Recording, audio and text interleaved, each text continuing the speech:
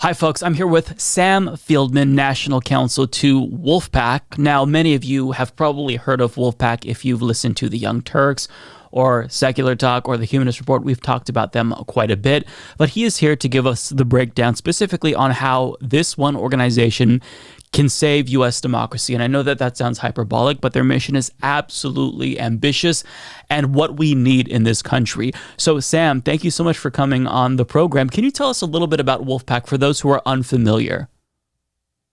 Sure. Thank you very much for having me.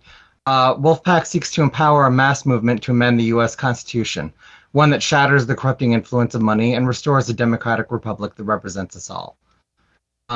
We've existed since 2011.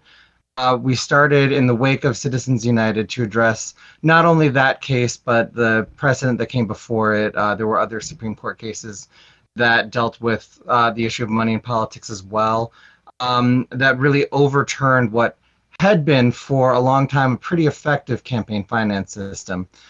And I was a young lawyer at the time. I had twins who my wife was pregnant with. They were on the way, and I saw a world approaching in which they would have absolutely no say in the government in which they lived.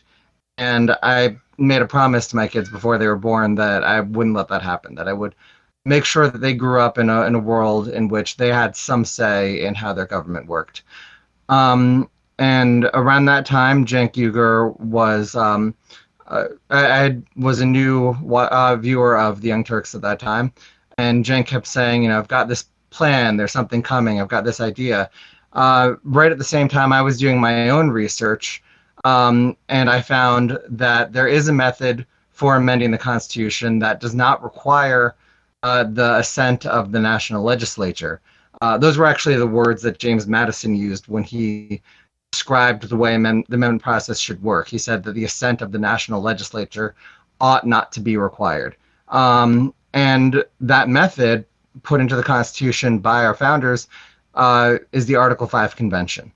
With that method, if you get 2/3 of the states calling for a convention limited to a specific topic, then a convention is called specifically for that topic to propose amendments. They then get sent to the states exactly the same way as an amendment proposed by Congress would get sent to the states and ratified through the exact same process. And I had found that in my own research. Meanwhile, Cenk kept saying there's this thing that I've planned that's coming. And I was thinking, I hope it's that, because we need all of us to do this together. Like I looked into how the Article 5 Convention process works, and there's simply no way that you can get an amendment to the Constitution through that process without a broad popular movement. And I knew that I didn't have the audience that Cenk had to start that kind of thing. And sure enough, that's exactly what he announced. It was announced at Occupy Wall Street. There's a misconception that it comes out of Occupy Wall Street. That wasn't true. It was more of just a convenient place to announce it. And I signed up on day one. Had many roles within the organization as a volunteer, and now I'm paid as a contractor as a national counsel. And yeah, I've been with the organization ever since. And you told me that you were part of the organization as well early on, right? Well, I tried. I did a couple of donations. I signed up to volunteer and tried to do a little bit of lobbying of my state lawmakers. I couldn't do it for too long because I was in grad school, and of course that takes up so much of your time. But one interesting story that I told to Cenk was that my state rep at the time, Betsy Johnson, is now an independent gubernatorial candidate, and she was very open to the idea of sponsoring that resolution to get money out of politics, calling for that Article 5 convention. She returned voicemail. She was great. But awesome. Now she has been a prominent independent candidate specifically because she's being bankrolled by GOP donors. So she's done a complete 180. So my limited activism with regard to Wolf-PAC has been a catastrophic failure, given the way that she's done that turn. But I've always really respected the organization because it's a very practical solution to a massive problem. Like, nobody expects these lawmakers to pass a constitutional amendment to get money out of politics, because it's like trying to convince them to do something against their own interests. But, if we go the route of the states individually calling for these resolutions, that's a way that you can get it done. And look, normal Americans might not be able to articulate specifically why money is a problem in the United States government, but they know that something is up. And when you point them to these examples of, Kirsten Sinema, for example, taking money from predatory companies, lobbying against closing the carried interest loophole, Joe Manchin with regard to fossil fuels. I mean, the examples are countless at this point, but when you explain it to people, they acknowledge that corruption is a bipartisan issue. It's not just a Republican issue, it's a Democratic Party issue. And so I think this movement is really clever in trying to make sure that you limit it, you try to be explicitly nonpartisan, and you make it a grassroots movement. Now, I want you to give me a little bit of an update, because when I really followed the movement closely was back in circa 2014, 2015. And to my understanding, the movement had reached 5 states to call or pass resolutions calling for Article 5 conventions. Since then, 2 states have rescinded. And part of this is due to, I think, a lot of fear-mongering over the prospect of a runaway convention, something that I think that Cenk Uygur, for example, has done a great job dispelling that myth. But why do you think there was so much fear mongering? This is my own guess, is that before, an Article 5 convention was never done, but whenever there was momentum, that's when constitutional changes were made. So I think that this is them kind of anticipating there's momentum, we've got to start fear mongering some way right now. But what actually happened? What's the state of Wolf-PAC, and why was there some backsliding with regard to progress? Sure. First, before I do that, I just want to clarify one thing. We've both mentioned Cenk. Of course, he founded the organization. He was never involved in the day-to-day. He's no longer a board member of the organization and hasn't I didn't been know for that. several years. He's never taken any money from the organization. He's donated money to it before. But he is still, of course, a big supporter, and I know him a little bit. And appreciate his support, just like I appreciate the support of all our other volunteers.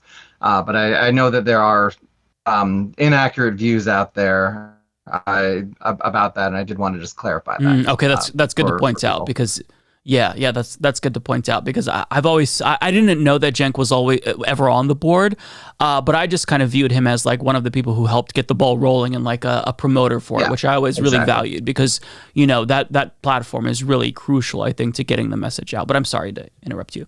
Yeah, he was on the board initially, but he never was active in a day-to-day manner, and he hasn't been on the board for several years. Okay. But yeah, to answer your question though, when Cenk did found it, the philosophy that he espoused early on was, give me 20 good activists in every state house and we'll get these resolutions passed. And that was effective early on.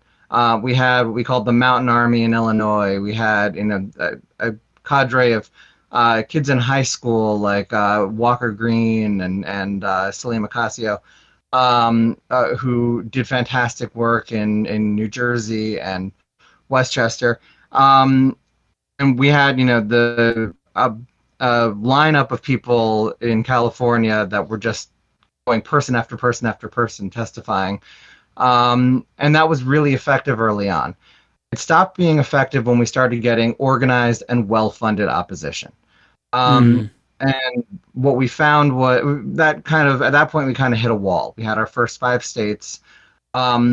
And before we had well-funded and well-organized opposition, we were able to get meetings. We were able to explain the law. We were able to show them these legal things. We had numerous counsel for legislatures and things like that take a look at the law that we were showing them and do their own research and check and see that what we were saying was true and come back and say, yes, what they're saying is accurate. That still happens today. Recently in Oregon, the counsel for the state legislature over there changed his view from being opposed to the convention to being in favor. We had nothing to do with that. He did the research entirely on his own, but he found that from looking into it, everything that we were saying was correct. The difference is that a lot of state legislatures now, that's not enough. Just being right is not enough. We have rescissions in New Jersey and Illinois. In New Jersey, you may have heard the truck driver Ed Durr beat the sitting Senate president, President Sweeney. And a couple of days after that election, Senator Sweeney pushed to rescind our Article 5 convention call in New Jersey. We had a similar effort, and we mounted a very strong fight. They were getting a tremendous amount of pressure from the leadership there. And then we saw in Illinois a couple of months later, they did it even faster. We only had about 24 hours notice or so of the rescission. It had already passed the Senate before the notification systems that we had in place even triggered, because it went so quickly. And then I heard from one House member who told me that, she still wanted to vote for us in the House, and she still agreed with what we were saying, but she was being told by leadership that if she did, her bills would not get heard. So they're getting now tremendous pressure from the leadership. It is still the case at the state houses that most of the state legislators listen to their constituents and want to help their constituents. Just like we've always said, the state legislature is not like Congress. They do still listen to you. The difference is they're also susceptible to pressure from leadership. So what we've decided is that we have to be able to apply greater pressure on the other side. And that's why when I explained what Wolf-PAC is, the very first thing I said that we need to do is empower a mass movement. I said that before I even said to amend the Constitution. And the reason is the mass movement is 100% necessary in order to have that kind of pressure that we can put on the legislatures and put on the legislators, so that they can once again actually look at the law, look at what all their voters are saying, and be responsive. So we're starting to increase our coalition building. We've been going through a restructuring for the past year. And part of that restructuring is increasing our coalition building, giving our teams more autonomy to work in different ways and with different groups in areas where, our team in Texas may not agree with our team in Massachusetts, and they may do their own thing, as long as what they're doing ultimately is in support of the same overall goal. That's how we're building a large coalition. And we found, we've been able to have really good bipartisan relationships in that way. I was at an event a few weeks ago called Academy of States, where almost everybody there was a Republican, and also all of them supported Wolf-PAC, which was not even, I helped plan the event, but I did not only help choose one of the speakers, and all of the other speakers I did not help choose also turned out to be Wolf-PAC supporters, which I loved to see. Yeah, the story of Wolf-PAC is kind of bittersweet to me. I love the organization and I love the progress that you made, but at the same time, to see it get rescinded, it's gut-wrenching, right? Because that's so much hours of work that your volunteers did, but at the same time, it's a sign that they're afraid and they wouldn't exert this pressure. Moneyed forces wouldn't get involved if you hadn't actually made a difference. So it's bittersweet, right? Where it's like you want to continue to make progress and you don't want to go backwards, but at the same time, they notice you. And one thing to point out for my viewers who don't know, it's inevitable that at some point you're going to have setbacks in any movement, but the fact that you had so many organized, well-funded opposition in each state come out against you, it shows you that you're on the right track, which is really encouraging to see. So I love to hear that Wolf-PAC is basically going to be better than ever and it's coming back, because this is an organization that I've always really been fond of. I wasn't sure what the status of it was over the past couple of years, but it's good to know that everything is still happening, behind the scenes and whatnot. One reason for talking to you was because I got a little bit of pushback from Wolf-PAC supporters due to a video that I covered a couple of weeks ago. Now, I've currently unlisted that video, but I'll link to it down below if people want to see specifically what I said. But long story short, so I talked about how Republicans are trying to emulate the Wolf-PAC strategy of getting an Article 5 convention called so they can ratify their own right-wing constitutional amendments. Now, what they want specifically, it's really vague, it's really broad, but it seems like a discombobulated movement. Now, an article that I shared was from Grace Panetta of Insider. I also talked about an article written by the Center for Media and Democracy by Alex Koch, where he talked about, a 2021 conference with Rick Santorum that became a flashpoint for the, I guess, Republican Wolf-PAC equivalent. That's maybe a bit of a misnomer, but the Republican movement to get an Article 5 convention. And it seems like the right is emboldened specifically because they've had so many dubs lately, getting Roe v. Wade overturned and whatnot. But people who support Wolf-PAC and work within Wolf-PAC were mad, or disappointed, I should say, in my coverage, because by, making this, emphasizing the fear of this, perhaps, and you can kind of maybe describe the criticism better. I'm kind of inadvertently pushing this idea that a runaway convention is possible. Like, what did I get wrong specifically? Because I do want to make sure that I don't necessarily inadvertently push any messaging that could hurt Wolf-PAC, even if I am concerned with the Republican, parallel movement in a way. Yeah, well, it wasn't so much what you got wrong; it's what that article from Business Insider got wrong. And I spoke to the other author of that, Brent, for about an hour, giving an interview for that piece. Although it does not appear that they used a whole lot of what I said, and I was not quoted at all in it. They painted a picture that was simply inaccurate in ways that I pretty clearly explained to them. And you're not the only one to have gotten that wrong. The channel owned by the Young Turks, by John Idarola, called The Damage Report, which I'm sure many of your viewers also know, also had a video, which they've since taken down, that said many of the same things.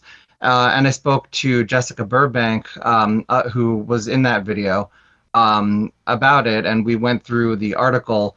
And one thing that we noticed that article had done was it mentioned, I told you that I was recently at the Academy of States 3.0, which the article mentioned that event, and they put it immediately after talking about Rick Santorum, which made it sound like those two were connected. It was a complete non sequitur. Rick Santorum has absolutely nothing to do with Academy of States 3.0.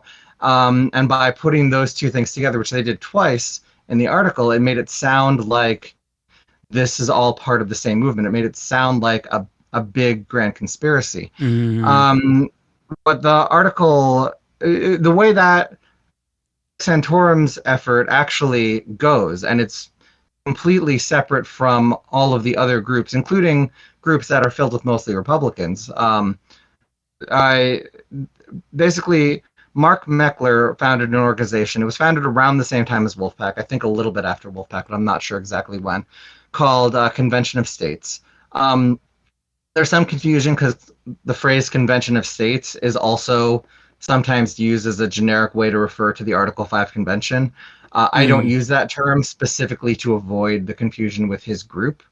So he founded a group called Convention of States that was seeking an amendment on 3 different issues. One is fiscal responsibility, another is small government, and another is term limits, or limitation. The second one is, I guess, limitations on federal power, something like that. I don't remember the exact terms. And that group has kind of alternated through the years between a serious effort to try to get a convention specifically for those efforts and something that's more of a right-wing fundraising machine. But in recent years, they've kind of gone all the way toward the right-wing fundraising machine, and they're not really taken seriously by the other Article 5 convention groups anymore. The reason being, it is impossible. There's a ceiling on how high you can go. It is impossible to get a convention by appealing to one party. And Rick Santorum, in the quote that he had, which I believe you read in your video, and was in that article, he made it very clear that they're trying to basically raise money to fund right-wing elections. To try to get so many Republicans that they will pass their convention call. every other convention group out there recognizes the need for bipartisanship, and that includes ones that many consider more right-wing, like the Balanced Budget Amendment, ones that many consider more left-wing, like campaign finance, and others like term limits as well. All those groups recognize the need to have that bipartisan appeal, and work really hard to do that, more success than others. And that's why I was really glad to see so many Republicans supporting Wolf-PAC. Since we were founded by Cenk Uygur, who's obviously on the left, that most of our volunteers came from the left. So it has been a big process for us to demonstrate the appeal to those on the right. But I think we have been succeeding in that as well. But the Convention of States project has simply stopped doing that. And they've gotten quite a few states, but there's a ceiling to how many they could possibly get. And that ceiling is well below the 34 needed to call a convention, and even farther below the 38 needed to ratify anything. So it's not a serious effort. They were asked to be a part of a previous Academy of States, and they declined.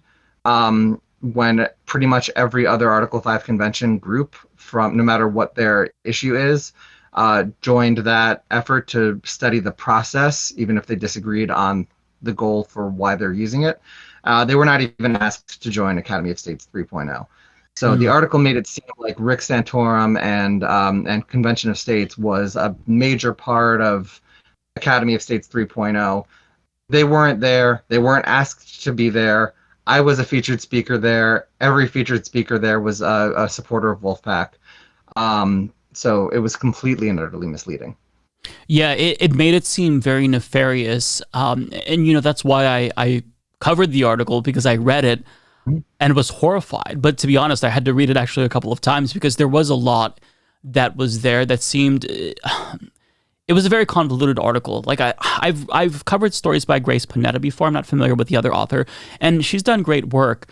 But it was difficult to get through, and to learn that there was this intermingling of different conferences, and like this implication that Rick Santorum was associated with Academy of State. It's a lot, and so what I was really fearful of was, and why I unlisted the video ultimately, was that if it is the case that this Republican movement to get an Article 5 convention is a thing, I don't want to play into this media narrative that a runaway convention is a possibility, because I don't think that that's the case, and I think that you and Wolf-PAC has done a great job at debunking that myth. So by people rightfully being fearful of the Republican Party and their nefarious agenda, I don't want them to suspend reason and think, wow, this can lead to a runaway convention. Therefore, the conclusion must be that Wolf-PAC is also bad, which is why I thought, oh my God, I have to bring on Sam so you can help correct the record, because Wolf-PAC is a good altruistic organization,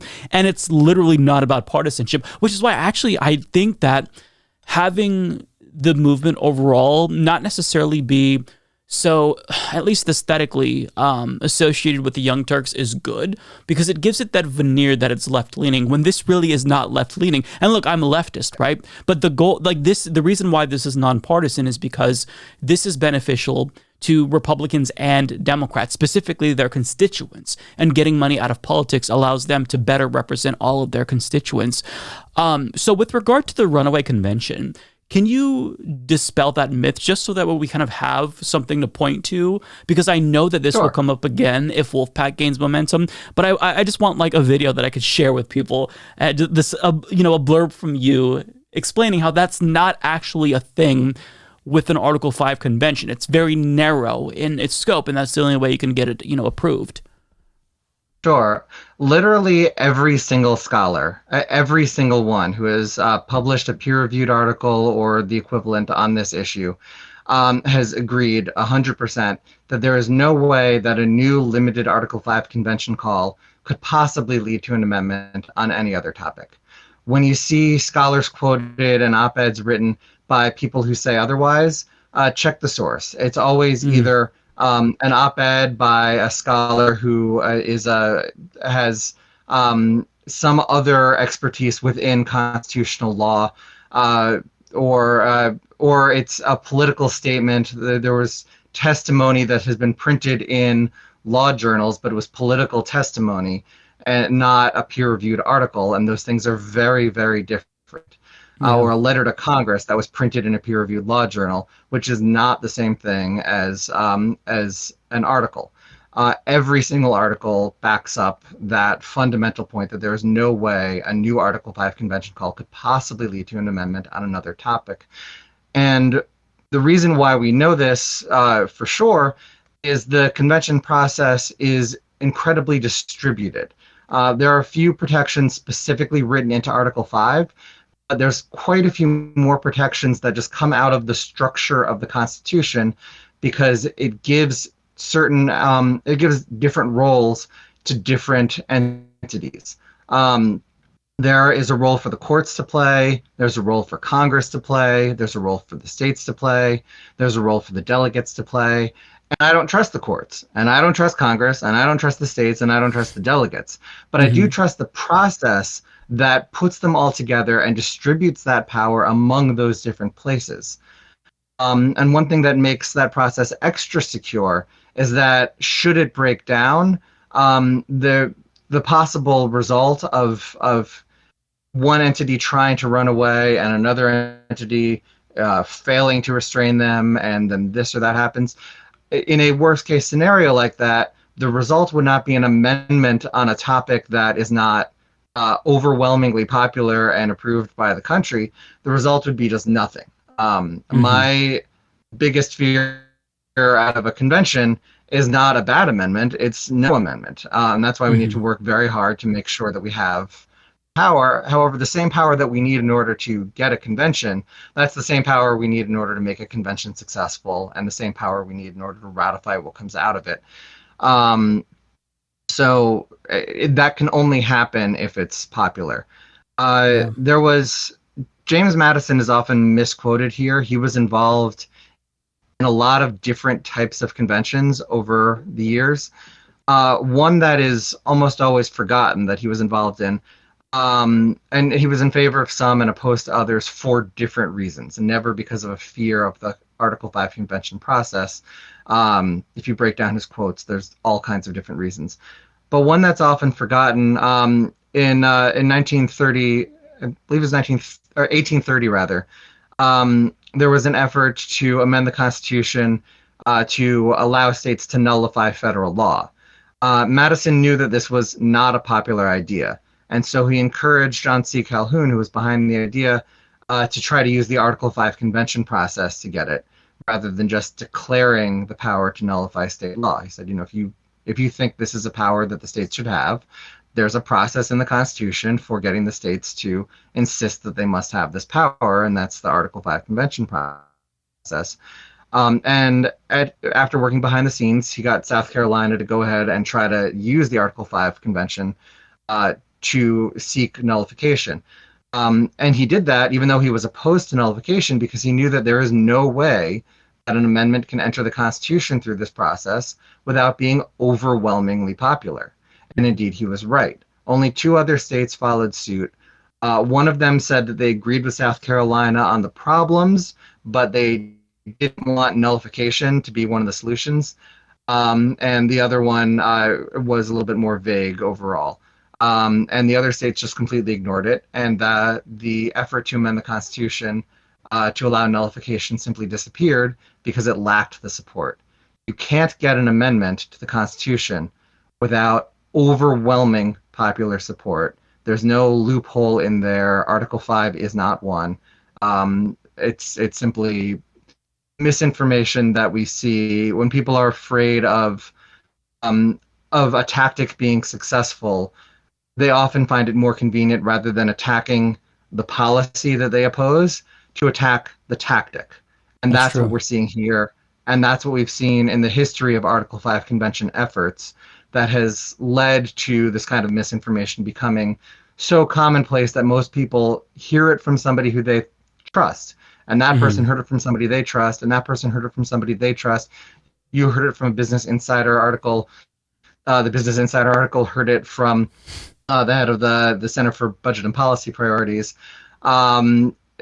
that's this kind of thing is so in the zeitgeist because there have been efforts for decades now to fight the tactic rather than the policy when people disagree, that now people assume the tactic is dangerous when it absolutely 100% is not. That's a really, really good point, because when you think about it, what arguments would you even formulate against, the Wolf-PAC amendments? That money in politics is good and politicians should be bribed? I mean, to make that argument, you sound like a clown. And I'm sure that there's some people in mainstream media that will do that, obviously. But, The Koch brothers overall, tried it in New Jersey. did they really? In New Jersey, that was the only time that the Koch brothers actually openly opposed us. They sent two lobbyists from Americans for Prosperity to testify against us in New Jersey. And we won. New Jersey passed and became one of our states. Then when we were rescinded in New Jersey, Americans for Prosperity did not testify, but the head of the Center for Budget and Policy Priorities, who I mentioned, did. And he testified about the Runaway Convention, which is completely not true. Interesting. Yeah, it's probably more persuasive of an argument because it's complicated. A lot of people don't know these details. And as you said, it can be something that was printed in a journal, that was testimony from Congress. It's hard. So that's why I think that your effort here is really important. Any lasting words that you want to leave us with? And also, can you tell us what we can do if we want to support Wolf-PAC? Yeah, absolutely. Those are the words that I want to leave you with. I want to make sure, this is not something that Wolf-PAC is doing to help, make our country what it should be and what it has been promised, what I promised to my kids. This is something that we are all doing together. I'm not Wolf-PAC, you are Wolf-PAC. We need help from everybody, whether it's donations or volunteers. We need both very much, especially as we're rebuilding right now. wolf-pac.com/go or wolf-pac.com/volunteer. We need everybody that we can get in this fight. That's the only way that we're going to be able to put the kind of pressure to fight back against the larger interests. If you're part of other organizations and other volunteer efforts, that's fantastic. We need you to join Wolf-PAC also, not instead. We need you to join Wolf-PAC also, because whatever pisses you off, the root of that problem is the corrupting influence of money in politics. Think about why you can't make progress on environmental issues. Think about why you can't make progress in regulation. Think about whatever the issue is that pisses you off most. Think about why you cannot win on that issue. And it always comes down to the corrupting influence of money in politics. And that's why you need to work with Wolf-PAC and with that issue together in order to solve it. Yeah, well, we'll leave that there. Thank you so much, Sam, for coming on the program. I'd love to keep in touch to get further updates about Wolf-PAC because I think this is really important, and the more people that we can get involved, the better off we'll all be. So I really appreciate it.